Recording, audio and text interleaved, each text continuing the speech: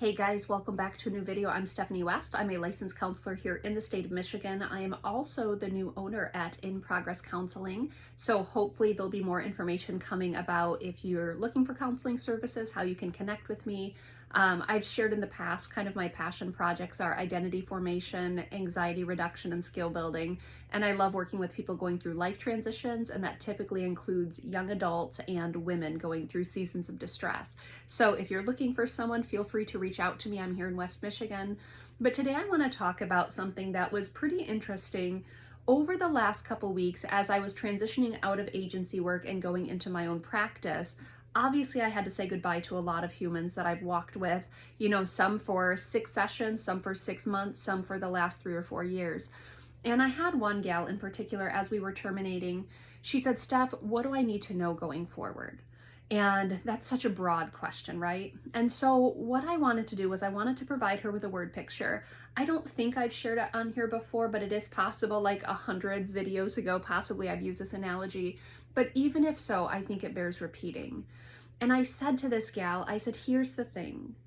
I said, let's say you're walking around and from the neck down under these clothes, let's say I have a sunburn or you have a sunburn, and someone comes in and they hug you and you get pain just radiating through your body. I said, have they hurt you? She's like, yeah. I said, I don't think they have. I think they've tried to give you a hug and something going on for you is receiving that gesture in a very painful way. I said, we've done a lot of work together, but I think there are still some sunburns that we're trying to sort through. And when someone hugs you, it might feel like they're hurting you or maybe even that they're harming you. But the reality is you have a sunburn, you have these wounds, you have this history that's been very painful for you. And so the lens that we're using that other people might be hurting or harming us, it might actually be how we are metabolizing something, how we are experiencing it. Does that mean you haven't been hurt or harmed in the past? No, you have, and that's why the sunburn's there. But you're still responding as though that sunburn is a live, active threat in your life. And if we don't work on that in the long term, you're going to be radiating hurt every time someone comes in close to you. And so I said, I lament for you that, we're disrupting services right now because I think there's still some sunburns going on. But I said, as you go forward, that's probably what I would explore. When I feel pain, I would wonder, did they hurt me? Did they harm me? Or am I feeling hurt? Am I feeling like something has harmed me?